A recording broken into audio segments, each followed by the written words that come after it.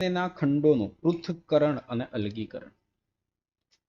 આગળનો આપણો ટોપિક છે ડીએનએ ના ખંડોનું પૃથ્થકરણ અને અલગીકરણ. હવે જો આપણે રિસ્ટ્રિક્શન ઉત્સેચકની મદદથી ડીએનએ ને તો કાપી લઈશું. રિસ્ટ્રિક્શન ઉત્સેચકની મદદથી ડીએનએ ને શું કરીએ છીએ? કાપી લઈએ. માની લો આ રીતે આ ડીએનએ આવેલો છે, બરાબર. હવે રિસ્ટ્રિક્શન ઉત્સેચકની મદદથી આ ડીએનએ ને આપણે આટલી જગ્યાએથી કાપ્યો. માની લો કે આટલા આ રીતે ટુકડા થઈ ગયા. આ એક ટુકડો થઈ ગયો, આ થોડો મોટો ટુકડો છે, આ એના કરતા નાનો ટુકડો છે, આ બીજો મોટો ટુકડો છે, આ નાનો ટુકડો છે. તો ડીએનએ નું આ મિશ્રણ હશે. ડીએનએ ના ટુકડા થઈ ગયેલા હશે રિસ્ટ્રિક્શન ઉત્સેચકની મદદથી. કોની મદદથી? રિસ્ટ્રિક્શન ઉત્સેચકની મદદથી. તો હવે આ ટુકડામાંથી માની લો કે આ ઉદાહરણ તરીકે 8 બેઝ જોડનો ભાગ આવેલો છે ડીએનએ નો, એને આપણે અલગ કરવો છે. તો રિસ્ટ્રિક્શન ઉત્સેચકથી જ્યારે આપણે ડીએનએ ને કાપીએ છીએ તો ડીએનએ ના ટુકડા થઈ જવાના છે.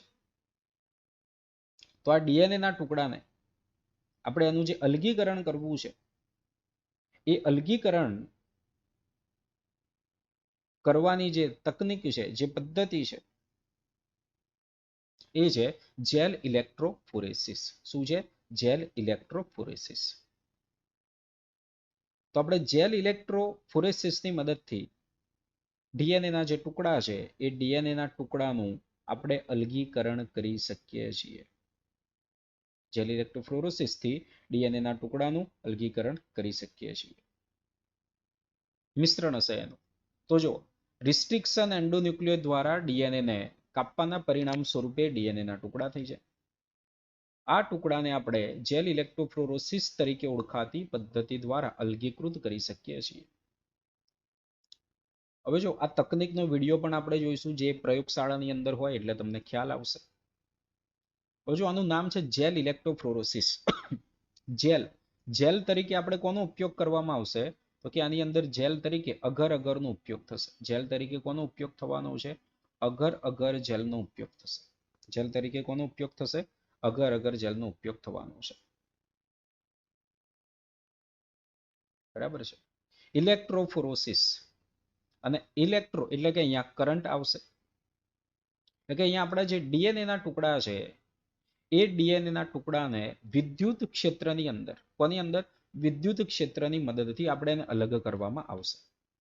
હવે આપણું જે ડીએનએ છે એ ડીએનએ કયો વીજભાર ધરાવે? ઋણ વીજભાર ધરાવે. આ પણ પીવાયક્યુ ની અંદર પાછલા વર્ષમાં પૂછાયેલું છે. ઋણ વીજભાર કોના લીધે છે? તો કે PO4-3 ફોસ્ફેટના પરિણામે આપણું જે ડીએનએ છે, ડીએનએ નું વીજભાર કેવું છે? ઋણ વીજભાર છે.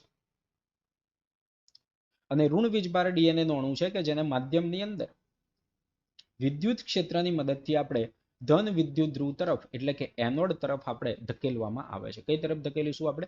એનોડ તરફ.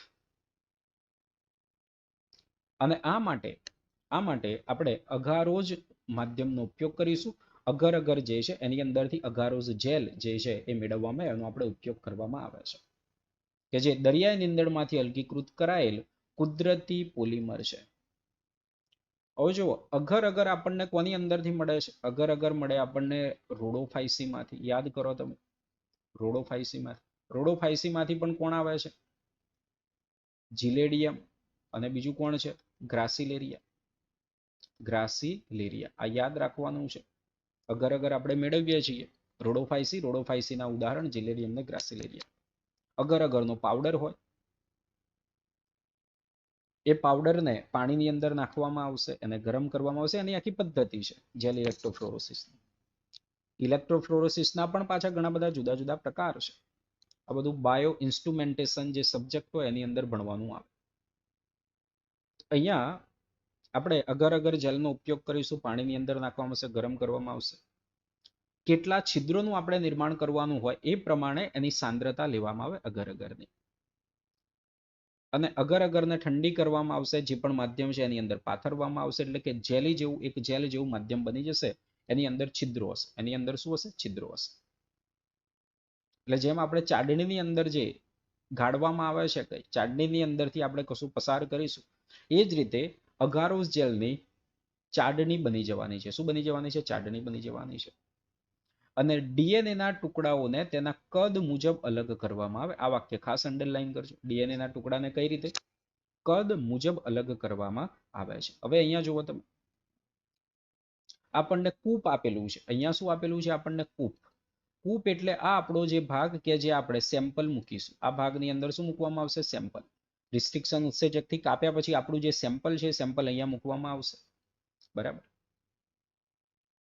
એક બાજુએ ઋણ વીજભાર હશે, એક બાજુએ કયો વીજભાર હશે? ઋણ વીજભાર હશે. બીજી બાજુ કયો વીજભાર હશે? ધન વીજભાર હશે. એક બાજુ ઋણ વીજભાર છે, બીજી બાજુ ધન વીજભાર છે. આ માધ્યમ જે આવેલું છે અગર અગરનું માધ્યમ છે. અંદર આ જે માધ્યમ છે કોનું માધ્યમ છે? અગર અગરનું માધ્યમ છે. અંદર અગારોસ જેલનું માધ્યમ છે. અહીંયાથી આપણે એને ઇલેક્ટ્રિક કરંટ આપવામાં આવશે. અને ડીએનએ નું જે મિશ્રણ છે એમાં ડીએનએ જુદા જુદા એના ટુકડા આવેલા છે. ડીએનએ ના જુદા જુદા શું આવેલા છે? અંદર ટુકડા આવેલા છે. એ ટુકડા અંદર અગારોસ જેલની અંદર ગતિ કરશે. અગારોસ જેલની અંદર આ ડીએનએ ના ટુકડા શું કરવાના છે? ગતિ કરવાના છે.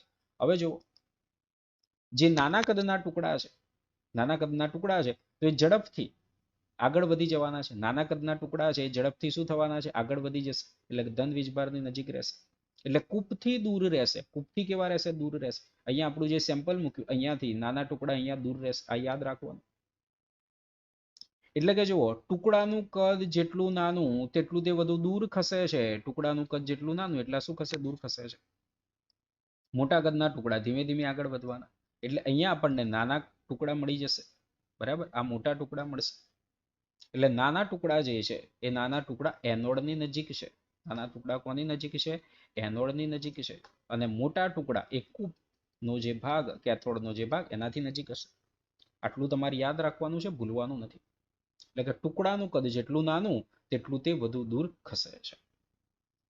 જેલના કયા છેડે સેમ્પલ ભરવામાં આવ્યું? તો જો આ કૂપનો જે ભાગ છે એ કૂપના ભાગની અંદર આપણે સેમ્પલ ભરવામાં આવે છે. હવે જો આ ડીએનએ ના ટુકડા અલગ તો થઈ ગયા, પણ ડીએનએ ના ટુકડા જે અલગ થઈ ગયા છે એ ટુકડા આપણે ડાયરેક્ટ સીધા આપણે જોઈ શકવાના નથી. ડીએનએ ના ટુકડા આપણે સીધા અહીંયા જોઈ શકવાના નથી.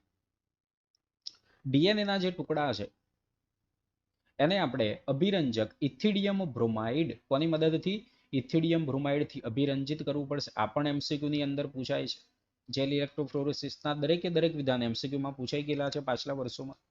ઇથિડિયમ બ્રોમાઇડ થી અભિરંજિત કરવાનું. યુવી કિરણ, કયા કિરણ? યુવી કિરણ. અને યુવી કિરણ આપણે અંદર પ્રકાશ પાડવામાં આવશે, યુવી પ્રકાશ, તો જ એ આપણને અહીંયા જોવા મળશે.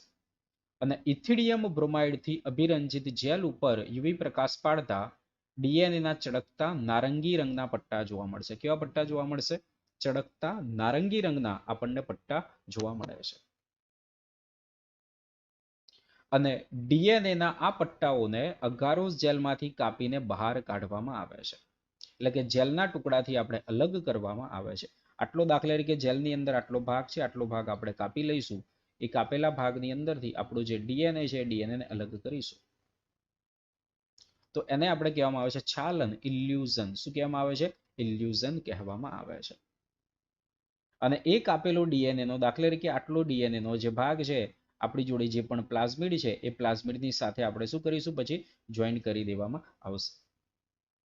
એટલે આ રીતે શુદ્ધ કરવામાં આવેલા ડીએનએ ના ટુકડાને ક્લોનિંગ વાહક સાથે જોડીને આપણે આરડીએનએ નું નિર્માણની અંદર એનો ઉપયોગ કરવામાં આવશે. કોની અંદર ઉપયોગ કરવામાં આવશે? આરડીએનએ ના નિર્માણની અંદર એનો ઉપયોગ કરવામાં આવશે. બરાબર છે? ખ્યાલ આવી ગયો? તો આ રીતે આપણે ડીએનએ ના જે ટુકડા છે એ ડીએનએ ના ટુકડાનું શું કરીએ છીએ? અલગીકરણ કરવામાં આવે છે. ડીએનએ ના ટુકડાનું શું કરીશું? આપણે અલગીકરણ કરીશું. બરાબર છે? નાનું નાનું જોશો ફટાફટ એટલે ખ્યાલ આવી જશે તમને. જો આ રીતે આ જેલ ઇલેક્ટ્રોફ્લોરોસિસ નું આ ચેમ્બર છે. આની અંદર આપણે અગારોસ જેલ મૂકવામાં આવશે.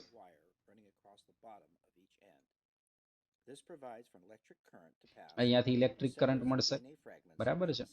અહીંયા ભાગ બંને જે આવેલા એનો કેથોડના જે ભાગ છે, પોઝિટિવ નેગેટિવ નો ભાગ. નેગેટિવ અહીંયા નેગેટિવ ચાર્જ છે એટલે અહીંયાથી આ બાજુ આપણે ડીએનએ આવશે. બરાબર છે?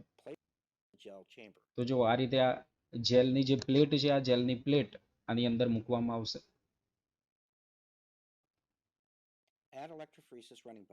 બફરનો ઉપયોગ કરવામાં આવશે.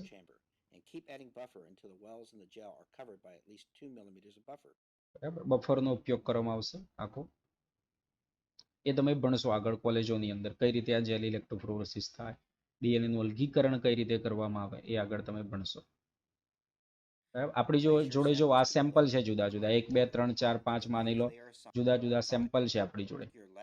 બરાબર, તો આ સેમ્પલ ડીએનએ ના આવેલા છે. આ છે માઇક્રોપિપેટ. આ કોણ હશે? માઇક્રોપિપેટ. માઇક્રોપિપેટનો આપણે ઉપયોગ કરવામાં આવશે. હવે બીજું જુઓ, આ છે એપેન્ડ્રોપ નળી. આગળ પણ આપણે આવશે પીસીઆર ની અંદર પણ આ નળી આવશે. એપેન્ડ્રોપ નળી છે. બરાબર, આપણું સેમ્પલ છે. માઇક્રોપિપેટની મદદથી આપણે ડીએનએ નું સેમ્પલ લઈએ છીએ અને ડીએનએ નું સેમ્પલ લઈને આપણે જે કૂપનો ભાગ છે, બરાબર, જેલ ઇલેક્ટ્રોફોરેસિસ, એની અંદર આપણે મૂકવામાં આવશે. બરાબર, આ રીતે સેમ્પલ આપણે લઈ લીધું છે. જો અહીંયા આપણે સેમ્પલ મૂકવામાં આવશે. બરાબર છે.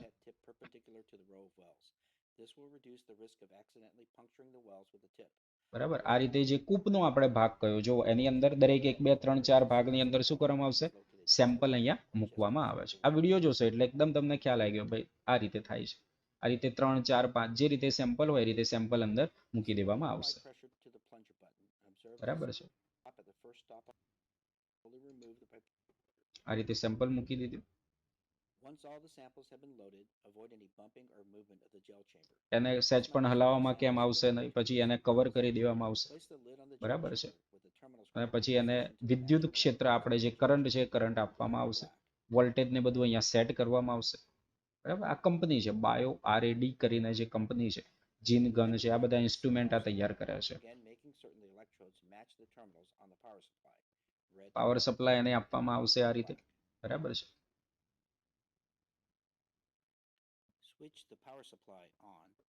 પાવર સપ્લાય શરૂ કરી દીધું આપણે અહીંયા.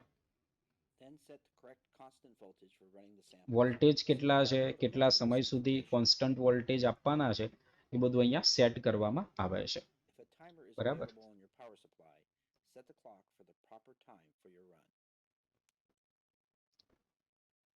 આ બધું સેટ કરી દેવામાં આવશે અને પછી આ રન એવું કરવામાં આવશે એટલે જો શરૂ થઈ જશે. બરાબર છે, આ રીતે શું થશે? શરૂ થશે.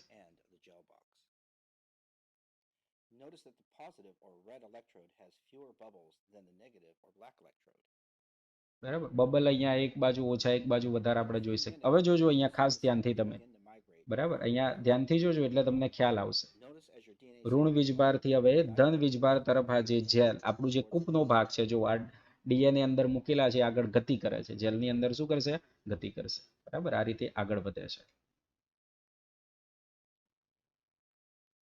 જો આ રીતે છે જેમ